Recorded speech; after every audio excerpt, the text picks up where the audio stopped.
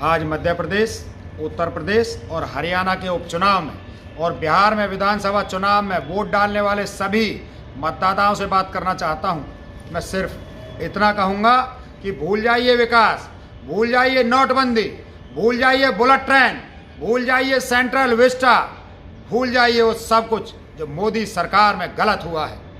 फिर भूल जाइए अनाज उत्पादन बढ़ाने वाली हरित क्रांति, दूध की पैदावार बढ़ाने वाली श्वेत क्रांति, भूल जाइए 1974 का परमाणु शक्ति परीक्षण, भूल जाइए एम्स, भूल जाइए आईआईटी, भूल जाइए आईआईएम, भूल जाइए इसरो का डेवलपमेंट, वो सब कुछ भूल जाइए जो कांग्रेस ने अच्छा किया है, सब कुछ भूल जाइए। लेकिन अपने आसपास का माहौल मत भूलिए, अपने आसपास फैलाई गई नफरत मत भूलिए, अपने बच्चों के मुंह से निकलने वाली गालियां मत भूलिए, अपने मोबाइल पर आने वाली नफरत भरी जानकारी को मत भूलिए। ये नफरत कौन फैला रहा है ये मत भूलिए। भारत के हर शहर में जो कुछ सालों पहले तक थी उसकी कमी मत भूलिए। बेटियों की लूटी गई इज्जत मत भूलिए, उन पर हुए अत्याचार मत भूलिए, बलात्कार के बाद बेटियों को जिंदा जलाया गया ये हादसा मत भूलिए, और रात में 2 बजे माँ बाप को चेहरा दिखाए बिना, अंतिम संस्कार किए बिना बेटी को किसी अपराधी की तरह जलाना मत भूलिए। क्या आपको याद है कि भाजपा राज के पहले आपके मोहल्ले में कोई दुश्मन नहीं रहता था? वो करीम भाई सबके प्यारे चाचा थे, वो एक दलित परिवार जिसके घर दिवाली की मिठाई देने हर घर से कोई ना कोई जाता था, वो हिंदू मुस्लिम एकता के भाईचारे के त्यौहार मनाए जाते थे, वो अब कहाँ गुम हो गए?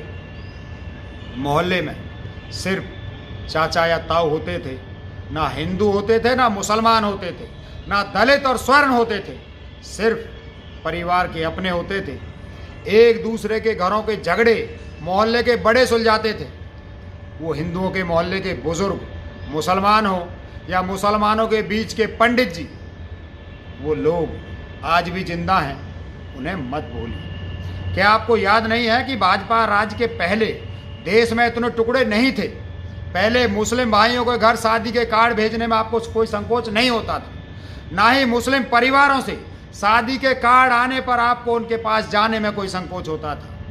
वो समय मत भूलिए जब श्री राम के नाम पर सिर्फ मंदिर बनाए जाते थे, पूजा होती थी, श्री राम के नाम पर मारपीट नहीं होती थी, श्री राम के नाम पर दंगे नहीं होते थे। ये मत बोलिए कि जब कश्मीर के पंडितों की हत्या हो रही थी तब केंद्र में भाजपा के समर्थन की सरकार थी। भाजपा ने कश्मीर के हिंदुओं को मरने दिया क्योंकि उस समय आवाज़ उठा लेती तो क्रेडिट वीपी सिंह की सरकार को मिल जाता, इसलिए भाजपा ने हिंदुओं का खून बहने दिया और चुप रही। ये मत भूलिए कि अटल जी की सरकार ने 6 साल के राज में भी 370 क्यों नहीं हटाई, एनआरसी जैसे पक्षपाती कानून क्यों नहीं लाए, नोटबंदी क्यों नहीं की, जीएसटी क्यों नहीं लगाई, रेलवे क्यों नहीं बेची, एयरपोर्ट्स क्यों नहीं बेचे, एयर इंडिया क्यों नहीं बेची।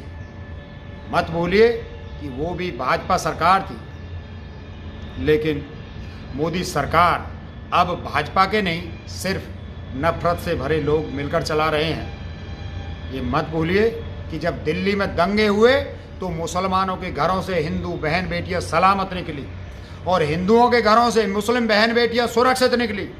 यही नहीं, जब तक भाजपा के गुंडों का आतंक खत्म नहीं हुआ तब तक हिंदू परिवारों ने मुस्लिम परिवारों को भोजन दिया, पानी दिया, और मुस्लिम परिवारों ने हिंदू बच्चों को दूध पिलाया, पर एक ही मोहल्ले में रहते हुए अपने पड़ोसियों को मरने नहीं दिया। बस यह एकता की भावना याद रखिए, यह भाईचारा याद रखिए, बस इंसानियत याद रखिए। जब जब हम पे कोई आँच आएगी, हमें हमारा पड़ोसी बचाने आएगा।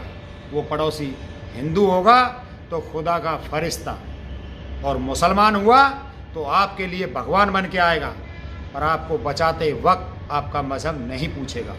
इसलिए आप सभी मतदाताओं से निवेदन है कि मोदी समर्थक हो तो भी, भाजपा समर्थक हो तो भी, नफरत के खिलाफ खड़े हो जाइए और भाजपा के खिलाफ वोट कीजिए। भाइयों, कांग्रेस सहित विपक्ष की हर पार्टी के खिलाफ जो जहर आपको परोसा गया वो जो वीडियो, जो पोस्ट आपको भेजी गई, वो सभी भाजपा कार्यालय में बने 4 फ्लोर के आईटी सेल ऑफिस में बनाई जाती हैं और आपकी भावनाओं को भड़काकर सिर्फ वोट लिए जाते हैं। बदले में सिर्फ बर्बादी मिल रही है। इसलिए मैं राकेश तंवर कांग्रेस के कार्यकर्ता नहीं, हरियाणा के निवासी नहीं, ना ही राकेश तंवर होने के नाते बोल रहा हूँ। मैं सिर्फ एक आम देशवासी के नाते आपसे विनती करूँगा कि भाजपा को वोट देकर मेरे देश की अमन शांति को ख़त्म मत कीजिए। अभी भी समय है। जो नफरत हमारे बीच भरी गई है वो हम कुछ समय में मिटा लेंगे, लेकिन इसके आगे एक भी प्रदेश में भाजपा की सरकार हमने बनाई तो समझिए हम अपने बच्चों को दंगों में धकेल रहे हैं, हम अपने घर के आसपास दुश्मन पैदा कर रहे हैं, हमारे बच्चों का भविष्य बेरोजगारी और अपराध की ओर ले जा रहे हैं। भाइयों बहनों, जैसे कल बिहार की माताओं बहनों ने भाजपा के प्रचार वाहन को गांव से भगा दिया, उससे साबित होता है कि बिहार में भाजपा को हार मिल रही है। लेकिन मध्य प्रदेश में 28 में से 25 सीट कांग्रेस को चाहिए। लेकिन मैं कहूँगा कि मध्य प्रदेश के प्यारे बहनों भाइयों, 28 की 28 सीट कांग्रेस को दीजिए और नफरत के व्यापारी भाजपा के लोगों की और आपके वोट को बेचने वाले धोखेबाज नेताओं की जमानत जब्त करवाइए। बिहार में तेजस्वी यादव और कांग्रेस के महागठबंधन को वोट दीजिए। भाजपा और नीतीश बाबू के हर कैंडिडेट की जमानत जब्त करवाइए। तभी देश में संदेश जाएगा कि जनता के साथ धोखा करना कितना महंगा पड़ता है। ये उपचुनाव जनता की इज्जत बचाने के लिए है। इसीलिए आम जनता की ताकत भाजपा को दिखाइए और संदेश दीजिए कि कंप्यूटर इंटरनेट की दम पर चुनाव नहीं जीते जाते, जनता की सेवा करनी पड़ती है। देश अब मध्य प्रदेश और बिहार की जनता की तरफ देख रहा है। निर्णय आपको करना है कि किसे जिताना चाहिए, आपका भरोसा बेचने वाले धोखेबाज भाजपाइयों को या किसान की कर्ज माफ़ी करने वाली, बिजली का बिल 100 रुपये करने वाली, शुद्ध के लिए युद्ध करने वाली, माफिया राज मिटाने वाली कांग्रेस को। आपका निर्णय आपके बच्चों का भविष्य तय करेगा। भाजपा ने सबको बिकाऊ बना दिया है। अब आप जवाब दीजिए कि भारत देश की जनता बिकाऊ नहीं है और ना ही कभी होगी। जय हिंद दोस्तों।